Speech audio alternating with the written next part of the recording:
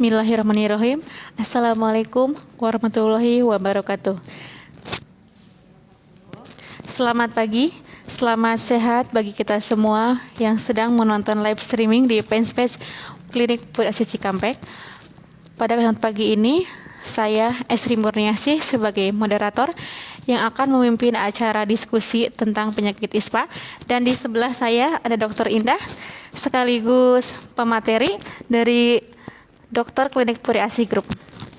Yang kedua yaitu diskusi. Bagi rekan-rekan yang ingin mempertanyakan pertanyaan, silahkan komen di kolom komentar fanpage Klinik Puri Asi Cikampek. Acara yang ketiga yaitu penutup. Untuk mempersingkat waktu, marilah kita acara yang pertama yaitu pembacaan materi yang akan disampaikan oleh Dr. Indah Sari. Kepadanya, waktu dan tempat saya persilahkan.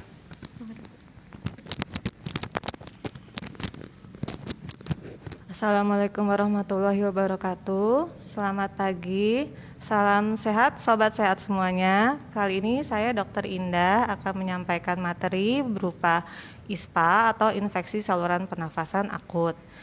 ISPA adalah infeksi saluran pernafasan akut pastinya, yaitu yang terjadi dari saluran pernapasan atas sampai ke saluran pernapasan bawah, yaitu dari hidung sampai ke paru. ISPA ini bisa terjadi pada siapa saja, baik anak-anak sampai orang dewasa. Tapi memang lebih sering terjadi pada anak-anak dan orang tua karena pada usia anak-anak dan orang tua itu daya tahan tubuhnya lebih rentan dibandingkan dengan orang dewasa lainnya.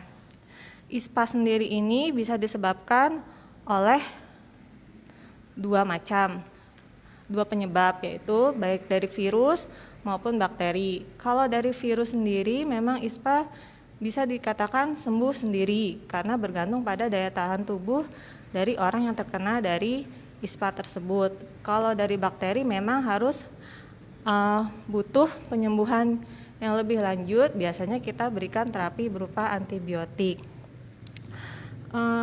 Seperti yang saya sudah katakan sebelumnya, ISPA itu salah satu penyebabnya adalah virus. Virus yang biasa menyebabkan dari ISPA sendiri itu salah satu contohnya adenovirus, virus influenza, parainfluenza virus, dan virus yang sepertinya sekarang ini sedang merebak yang menjadi pandemi yaitu virus corona juga bisa menyebabkan ISPA. Kalau bakteri yang bisa menyebabkan ISPA sendiri itu macam-macam, salah satunya Streptococcus, jenisnya Staphylococcus, Haemophilus, dan lain-lain. Pencegahan terjadinya ISPA itu bisa kita lakukan dengan istirahat yang cukup pastinya, dan terus juga olahraga yang rutin. Jadinya kita bisa membangun daya tahan tubuh kita. Terus juga dengan banyak makan makanan bergizi. Selain itu juga sering mencuci tangan, menghindari untuk saat ini sih harus kita hindarin sering-sering menyentuh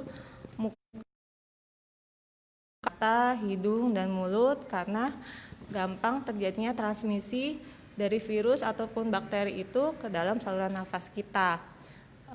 Terus selain itu juga kita juga saat ini juga untuk mencegah terjadinya ISPA harus sering-sering menggunakan masker.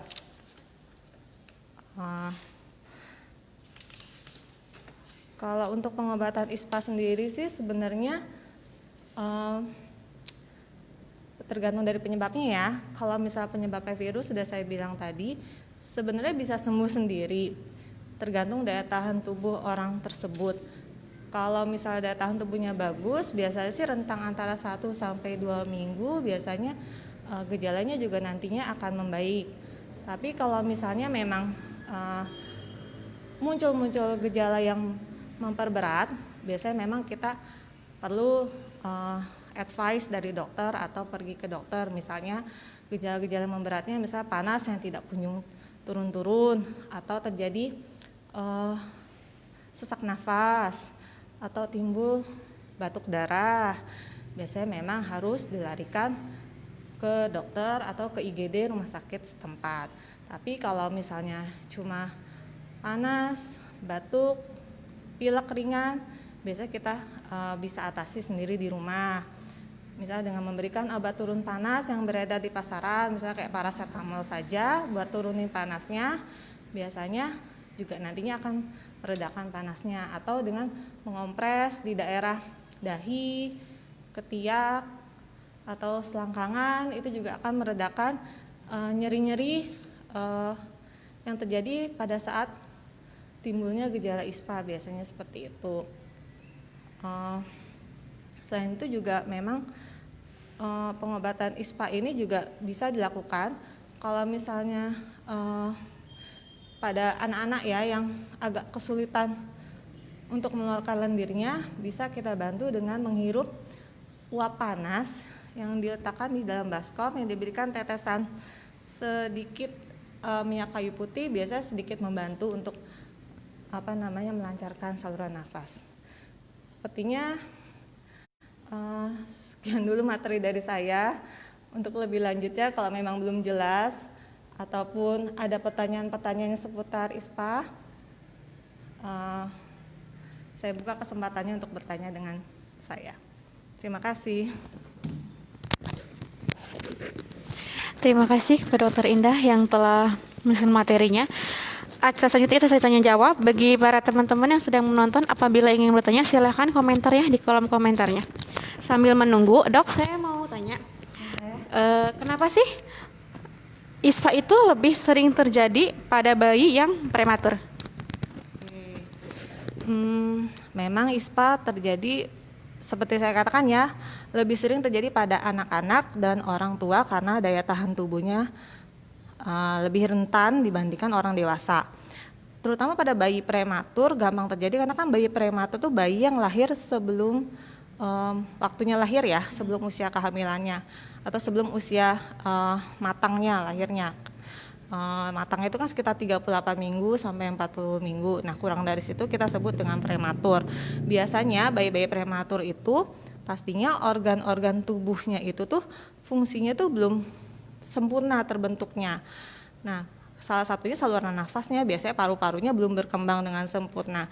Maka dari itu virus influenza atau ISPA gitu gampang menyerang pada bayi-bayi yang prematur ya, pada dasarnya karena memang satu organ parunya fungsinya belum terbentuk dengan sempurna, yang kedua juga daya tahan tubuhnya masih rendah, jadinya dia gampang terkena. Dok, apabila kan prematur kena ISPA ya, apakah nanti ada efeknya untuk perkembangan dia selanjutnya setelah dewasa? Apakah ada gangguan perkembangannya ke depannya gitu? Iya, tumbuh kembangnya seperti apa? Kalau untuk gangguan tumbuh kembang pada bayi prematur sih saya rasa nggak ada ya, kalau karena kena ISPA-nya gitu, nggak secara langsung gitu. Itu kan kecuali kalau memang dia ada pembentukan dari pembentukan dari organ-organnya waktu pas lagi dalam masa kehamilannya itu. Tapi kalau karena ISPA pas kenanya setelah lahir ya ISPA-nya, terus dia jadi terganggu gitu, tumbuh kembangnya kayaknya nggak berpengaruh. Untuk pencegahan ISPA sendiri, Dok, pada orang dewasa itu kan kita sekarang lagi sedang masa pandemi COVID ya. Kebanyakan orang itu kan susah memakai masker. Nah, itu sendiri bagaimana ya, Dok, caranya agar orang itu mau mengikuti protokol kesehatan? Seperti itu. Balik lagi ya, kesadaran pada orang-orang masing-masing. Ya, memang sih kita sebagai tenaga kesehatan memang kerjanya harus ekstra keras ya, harus lebih sering bilang ke masyarakat, ke pasien-pasien harus masker dimanapun berada. Memang awalnya nggak enak, pasti nggak enak, apalagi bukan kita tenaga kesehatan pakai masker tuh pengap banget.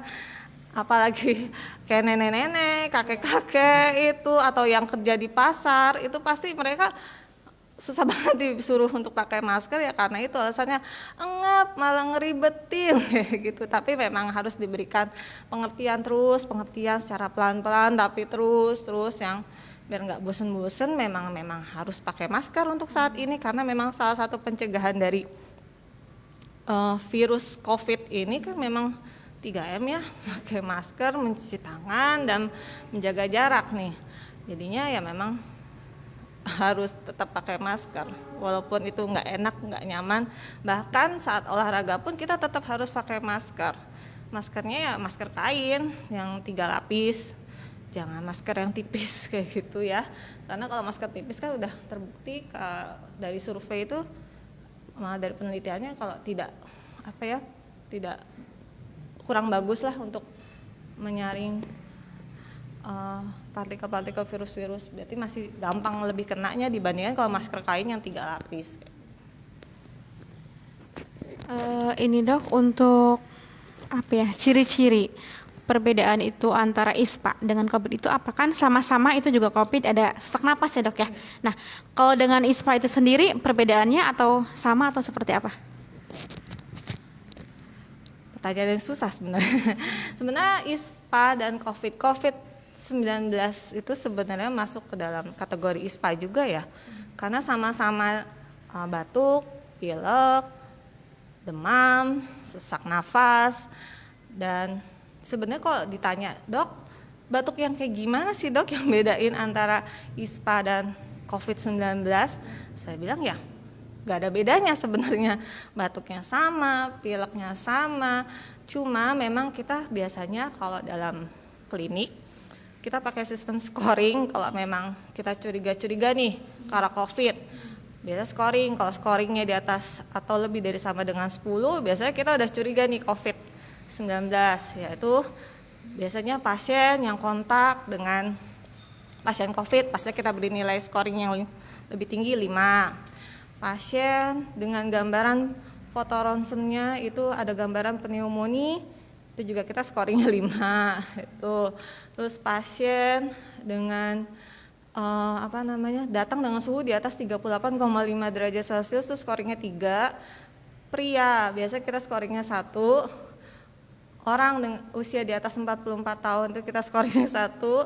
Terus ada gejala demam batuk pilek kita scoringnya 1. Dan kalau dari laboratorium biasanya angka perbandingan neutrofil banding limfositnya di atas 5,8, kita scoringnya 1. Nah, kalau misalnya udah lebih dari sama dengan 10 nilainya, biasa kita udah curiga ke arah COVID ke sana.